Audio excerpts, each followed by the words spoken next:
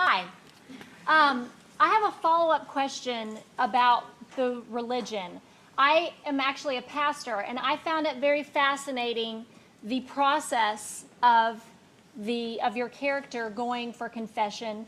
And it seemed like there was a progression, there was transformation for him, but that relationship also felt very one-sided, that he was vulnerable, he was becoming more vulnerable. And in the last scene, it felt like the character was disappointed and let down. And I wonder what you might have to say about that, and if he was hopeful for a more intimate relationship with his spiritual director.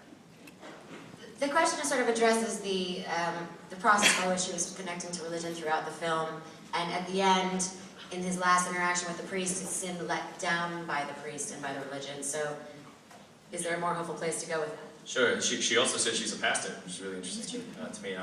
I'm really glad to hear that you appreciated it and you liked it. Definitely.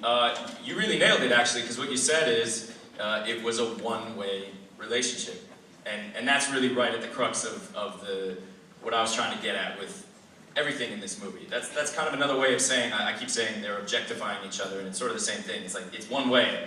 They're not connecting.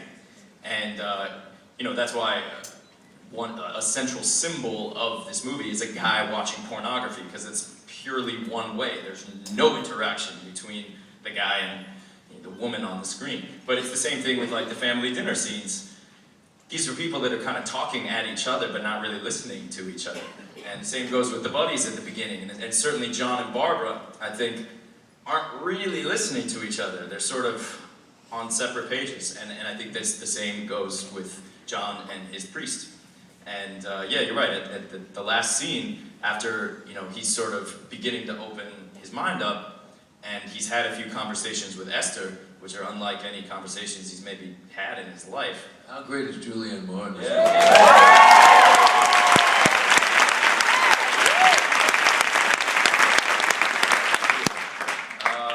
Then he tries to sort of connect with the priest. Yeah. He tries to have a bit of a two-way conversation. Yeah. The priest doesn't really reciprocate. Yeah. And I'm not saying that all priests are like that. They're not. I imagine from just a little bit you and I are speaking that you're more receptive to with people in your congregation. I would hope so, and that's great. And look, I'm not trying to make any kind of blanket statement about organized religion. I know people that have great and fulfilling relationships with their organized religions, for sure. But it's not always like that. Thank you. Thank you for your question.